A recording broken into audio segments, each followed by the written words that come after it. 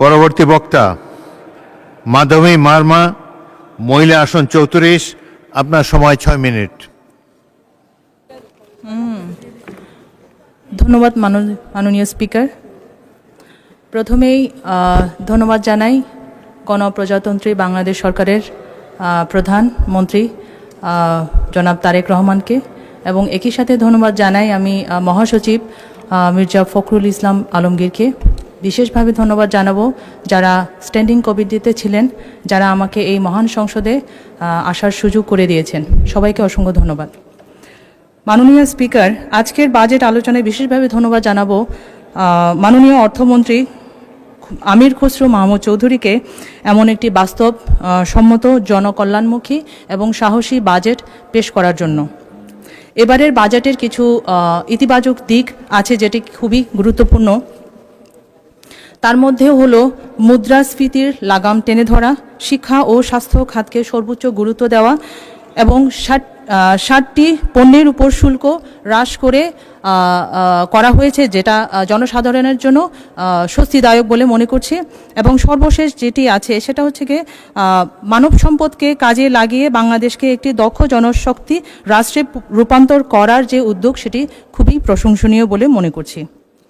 মাননীয় স্পিকার, আমি যেহেতু 3 পার্বত্য এলাকার প্রতিনিধিত্ব করছি, আমার এলাকার কিছু সমস্যা এবং সুপারিশ আমি তুলে ধরতে চাই। প্রথমেই আছে আমার শিক্ষা বিভাগ নিয়ে। মাননীয় স্পিকার, শিক্ষাক্ষেত্রে 3 পার্বত্য জেলা সমতল অঞ্চলের তুলনায় অনেকটা পিছিয়ে আছে। ভৌগোলিক দুর্গমতা এবং জাতিগত বৈচিত্র্যের কথা বিবেচনা করে পার্বত্য এলাকার জন্য শিক্ষা পরিকল্পনা বাস্তবায়ন প্রক্রিয়ায় ভিন্নতা আনা যায় কিনা বিবেচনা করার জন্য বিশেষভাবে অনুরোধ করছি। এখানে আমার 3টি সুপারিশ আছে। একটি হচ্ছে হোস্টেল বা বোর্ডিং বেস স্কুল স্থাপন করা যায় কিনা।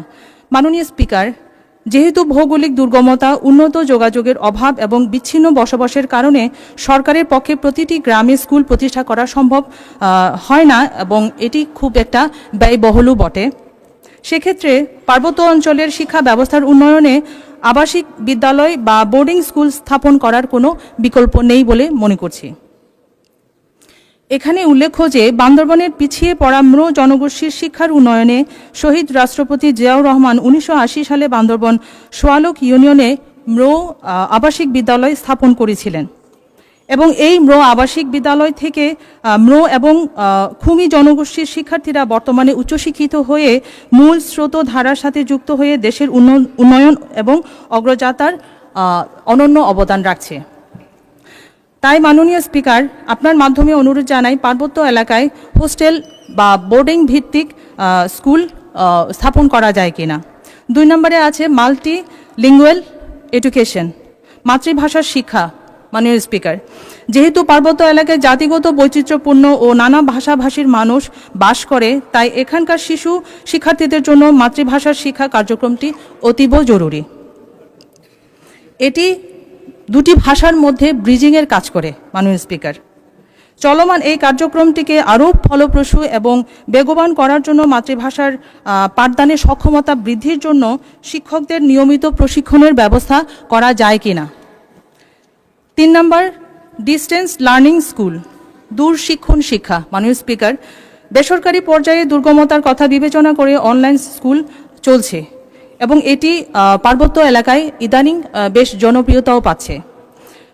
তাই মাননীয় স্পিকার, সরকারি উদ্যোগে উন্নত নেটওয়ার্কিং এবং সোলার সিস্টেম চালু করে দূরশিক্ষণ শিক্ষা ব্যবস্থা যদি চালু করা যেতে পারে, তবে মাননীয় স্পিকার এক্ষেত্রে যাতায়াত, আবাসন ও অন্যান্য ব্যয় তুলনামূলকভাবে কমবে বলে মনে করছি। শিক্ষার্থীর ঝরে পড়ার হার কমবে, শিক্ষক সংকট হ্রাস পাবে, প্রযুক্তিগত দক্ষতা বৃদ্ধি পাবে, শিক্ষার্থীরা নিজস্ব গতিতে প্রয়োজনে বারবার দেখে এবং অনুশীলন করতে পারবে, শিক্ষার গুণগত মানও বৃদ্ধি পাবে বলে মনে করছি।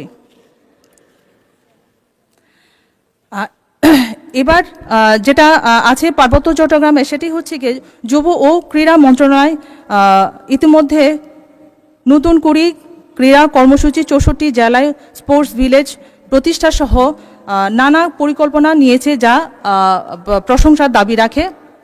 মাননীয় স্পিকার, পার্বত্য অঞ্চলের যুব সমাজ বরাবরই খেলাধুলার প্রতি আগ্রহের প্রমাণ দেখিয়ে আসছে। Football player Rituparna, international boxer সুরা কৃষ্ণা, জুডো কারাতে তারকা জৌফ্রু, উদীয়মান টেবিল টেনিস তারকা খৈখৈ সাই সহ আরও অনেক জাতীয় ও আন্তর্জাতিক পর্যায়ের খেলোয়াড় পার্বত্য চট্টগ্রামে আছে। পার্বত্য চট্টগ্রামের এই সম্ভাবনায় খাতকে আরও সমৃদ্ধ করার জন্য কিছু পদক্ষেপ নেওয়া প্রয়োজন বলে আমি মনে করছি।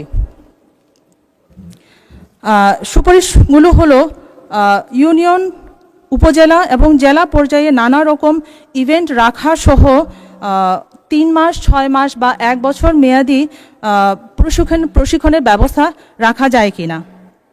নারীদের জন্য প্রশিক্ষণ এবং ক্যাম্পে অবস্থানকালীন সময়ে নারী বান্ধব সুব্যবস্থা নিশ্চিত করা যায় কিনা। এবং সর্বোপরি পার্বত্য চট্টগ্রামে অ্যানুয়াল হিল স্পোর্টস ফেস্টিভ্যাল এর আয়োজন করা যায় কিনা। এই ধরনের ফেস্টিভ্যাল যদি আমরা বছরে একবার যদি আয়োজন করতে পারি সরকারি উদ্যোগে, তাহলে সেই ফেস্টিভ্যালটাকে কেন্দ্র করে সামনে রেখে। মাননীয় সদস্য, ধন্যবাদ। আচ্ছা, 1 মিনিটে সাম আপ করুন। সমস্যা নেই। থ্যাংক ইউ মাননীয় স্পিকার। এই ফেস্টিভ্যালটাকে কেন্দ্র করে সারা বছরই ছোটোখাটো প্রশিক্ষণ চলতে থাকবে এবং নিজেদের মধ্যে করে এই অনুশীলনগুলো চলতে থাকবে মাননীয় স্পিকার, যেটি খুবই ক্রীড়াবিদদের জন্য এটা খুবই একটা বড় একটা সুযোগ বলে আমি মনে করছি। মাননীয় স্পিকার, পার্বত্য এলাকার এই সম্ভাবনাময় এবং প্রয়োজনীয়তার কথা বিবেচনা করে পার্বত্য চট্টগ্রামে বরাদ্দ বাড়িয়ে দেওয়া যায় কিনা মাননীয় স্পিকার আপনার মাধ্যমে মাননীয় অর্থমন্ত্রীকে আমি নিবেদন করছি। ধন্যবাদ মাননীয় স্পিকার।